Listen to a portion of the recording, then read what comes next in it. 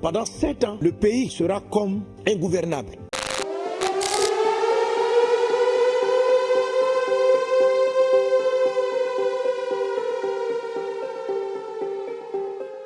Voilà les choses que nous devons faire ensemble. Une fois de plus, je vous interpelle. Parce que voilà ce qui va se passer. Dans la prophétie de la traversée, l'Esprit a dit, ils vont attaquer parce que vous avez trouvé de nombreux trésors. La guerre qui est en train d'être livrée, ce n'est pas simplement une affaire d'un pays voisin. Non. C'est des puissants de ce monde, et vous le savez, qui ont décidé de plonger le pays dans le chaos. Vous savez, ne voyez pas des pays. Aujourd'hui, les gens, lorsqu'ils raisonnent, quand on dit les puissants de ce monde, ils voient France, États-Unis. Non, non, non, non. Ce n'est pas des nations. Ce n'est pas la peine de vous en prendre même à des ambassades. Ce sont des personnes, des individus qui sont aussi riches que des États et très puissants, des puissants de ce monde. Donc, ils sont capables de dire à leur gouvernement, voici la ligne qu'on va prendre. Parce que nous, on a tel intérêt dans ce pays. Donc, des puissants veulent se partager le Congo. La crise qui a commencé risque de durer, si vous ne vous levez pas pour la prière, à peu près 7 ans. Pendant 7 ans, le pays sera comme ingouvernable. Des portions avec un gouvernement à Kinshasa, une autre avec des groupes dans différentes régions du Congo.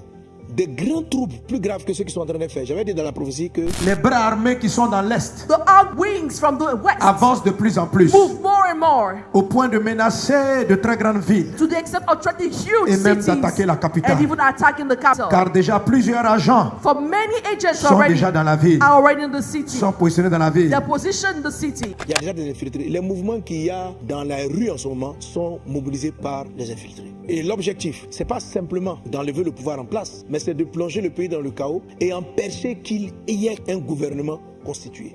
Parce qu'ils sont conscients que tant qu'il y aura un gouvernement constitué, la population mettra la pression pour dire qu'on arrête de piller notre pays et que les habitants du pays puissent profiter au mieux de la richesse que Dieu leur a donnée. Donc l'objectif de ce plan qui est derrière n'est pas de remplacer un pouvoir. L'objectif est de créer une division multiple dans le pays. Donc pendant que je parle, il y a d'autres groupes armés, il y a M23, mais il y en a d'autres qui sont en train d'être équipés afin de sécuriser des zones. Si le M23 arrive, eux-mêmes ils vont se battre contre eux. Et ils vont être armés pour sécuriser, pour que ces gens qui se font des minerais là puissent exploiter et ne pas avoir de choses. Donc la confusion va viser Kinshasa pour faire fermer tout ce qui est ministère des mines, en fait tout ce qui est ministère de contrôle. Homme de Dieu, ne laissez pas cela arriver. Le Seigneur a dit dans la parole, ce n'est pas la volonté de Dieu que ce chaos-là arrive.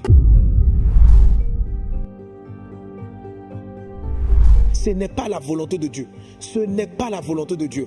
Mais si vous laissez faire, si vous n'intercédez pas, si vous ne priez pas, voilà ce que j'ai vu. Beaucoup d'entre vous, vous allez devoir quitter ce pays et aller en exil. Et le pays sera ingouverné pendant une période entre 6 et 7 ans. J'ai entendu 7 ans. Mais j'ai compris que vers 6 ans, beaucoup de pourparlers, des choses allaient être réglées par la grâce de Dieu pour que la stabilité revienne. Donc je vous en supplie, ne voyez pas ça comme une affaire d'un parti, d'un groupe d'église qui prie pour une personne. Ça, c'est ce que l'ennemi vous fait entendre pour que vous arrêtez de prier. Ça, c'est la voix que le diable essaie de vous donner pour que vous arrêtez de prier, pour que vous ne soyez pas mobilisés, pour dire, bon, de toute façon, s'il y a un changement de pouvoir, un autre va venir, et puis, bon, ceux qui se sont enrichis là, c'est de leur faute. Ce n'est pas le plan de l'ennemi. Ce n'est pas juste de changer un gouvernant et de mettre un autre. C'est de rendre votre pays ingouvernable. C'est de faire en sorte qu'il vous sera difficile de quitter une région pour aller à une autre. C'est d'avoir des seigneurs des guerres et des seigneurs des régions un peu partout. Alors je vous en supplie, peuple de Dieu. C'est pourquoi Dieu vous exhorte à la prière d'unité. C'est-à-dire, il faut que vous mettiez ensemble. Un bon intercesseur, 2 ou 3 intercesseurs peuvent prier pour qu'une nation soit sauvée. Mais votre unité, votre amour pour la RDC, votre amour pour le pays et la prière qui va monter vers Dieu sauvera cette nation. Vous êtes les fils de la nation, sauvez-la, mettez-vous en prière. J'en appelle aux grands leaders spirituels, j'en appelle aux pasteurs qui mobilisent, j'en appelle, appelez-vous, chers révérends, appelez-vous, chers prophètes, appelez-vous, chers docteurs, que des pères en prennent l'initiative, que des jeunes prennent l'initiative, mais parlez-vous, que l'orgueil, que les velléités personnelles soient mises de côté pour le pays, pour la nation, car nous sommes le sel de la terre. Vous êtes le sel du Congo, vous êtes la lumière du Congo. Dans la partie de la prophétie, l'Esprit disait ceci, aucun n'est indispensable à lui seul, n'est indispensable pour le pays à lui seul, non, aucun. Que chacun d'entre vous transporte une portion de lumière. Et c'est vos forces mises ensemble qui vont amener la lumière et faire en sorte que cette situation de trouble et de confusion soit plutôt un tremplin vers le Congo tant prophétisé. Il ne faut pas laisser que ça arrive dans 7 ans, mais que cela puisse arriver maintenant. Parce que si vous mettez en prière, la manière dont le pays sera dans la confusion, ça va vous obliger, vous tous, à vous retrouver dans des pays à prier. Je vois en Belgique organiser des réunions de prière pour le Congo. Tous les hommes, chacun va taire son orgueil. Cette crise-là va vous humilier tellement tellement que ça va vous contraindre à prier, à supplier Dieu, que Dieu guérisse le Congo, que Dieu délivre le Congo. Alors ne laissez pas cela arriver. N'attendez pas de voir la fermeture de vos églises, car l'ennemi, ces puissances, ces entreprises, ces individus si puissants qui veulent contrôler et prendre la richesse de ce pays, servent les ténèbres, servent le diable. Ils savent la valeur que vous portez dans vos prières. Ils savent la puissance de la prière. Alors, pour le moment, il y a une attaque pour vous diviser, pour vous empêcher de prier. Je vous en supplie. Toute initiative d'unité de prière, joignez-vous et priez. Organisez au stade des martyrs ou dans les plus grands endroits une nuit de prière. Des temps de prière et de prière. Arrachez dans le monde invisible tout ce que l'ennemi a sémé dans le Congo. Arracher et prier. La deuxième partie de cela, c'était l'attitude des leaders à l'humilité et la repentance. L'humilité, c'est de reconnaître qu'il y a des choses que Dieu attendait de nous qu'on n'a pas fait. Si vous vous êtes enrichi, si Dieu t'a mis pour mettre de l'ordre et que tu as favorisé du désordre, vous seul et Dieu le savez.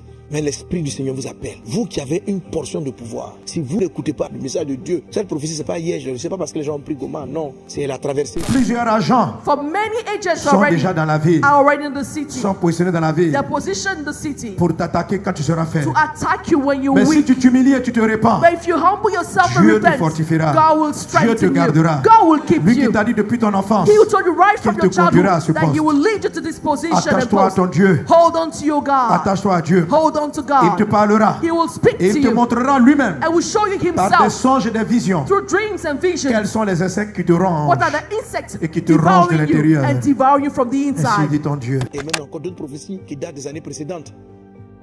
Priez, humiliez-vous. Que les chefs humilient. Rentre dans ta chambre. Parle avec ton Créateur. Laisse-le mettre le doigt. Il va toucher des péchés. Et là, je cite en vrac. Je n'accuse personne, mais je cite en vrac. Les enrichements personnels, la débauche sexuelle, la complaisance vis-à-vis de ce qui devait être condamné, l'injustice, ce qui devait être absous, qui n'a pas été absous, qui a été plutôt condamné, les injustices. La Bible dit que le trône d'un roi est affermi par la justice. Lorsqu'il y a de l'injustice, le peuple, le royaume est fragilisé. Fragilisé. Fragilisé quand on fait un appel d'offres et qu'on favorise le moins donnant. Celui qui investit moins pour le pays, celui qui va faire moins, on le choisit pour son ventre personnel, pour ses intérêts personnels. On est en train d'être injuste pour une nation. La nation va commencer à vomir. Parce que le temps du réveil, le temps où la RDC devient une bénédiction pour l'Afrique est arrivé. Donc, si vous êtes injuste, si vous acceptez des marchés, favoriser votre intérêt au lieu de favoriser l'intérêt du pays, vous allez être vomi. Vous allez être vomi. Il faut vous humilier, vous repentir, car il est le Dieu de toute miséricorde, il est le Dieu de toute grâce. Si vous profitez de vous prenez de vos voyages, vous laissez vos épouses pour sortir avec les filles en désordre, vous êtes en train d'amener l'abomination de l'iniquité dans une nation qu'on a dédiée à Dieu. Repentez-vous. Repentez-vous. Je parle à tous ceux qui ont pouvoir de direction. Repentez-vous des faux marchés signés. Repentez-vous de l'enrichissement personnel au détriment du bonheur du pays. Repentez-vous. Pourquoi Dieu veut que vous vous repentiez? Pour qu'il puisse vous garder dans le plan qu'il a pour le Congo. Si vous voulez vous corrompre, si vous voulez persévérer dans ces choses-là, la destinée de la nation est plus grande que vous. Aucun d'entre vous n'est le héros de Dieu. Le héros de Dieu, c'est la nation. C'est toi qui t'alignes au plan de Dieu. Dieu te prend et puis il t'accompagne. Mais toi, Dieu te choisit. Tu peux croire que tu es tellement le héros du film que quel que soit ce que tu fais, non, Dieu a un plan pour cette nation. Et quiconque s'oppose par sa vie, quand Dieu t'a appelé, il faut savoir que c'est une responsabilité vis-à-vis de Dieu. Et il faut l'assumer. Il faut être droit, il faut être intègre.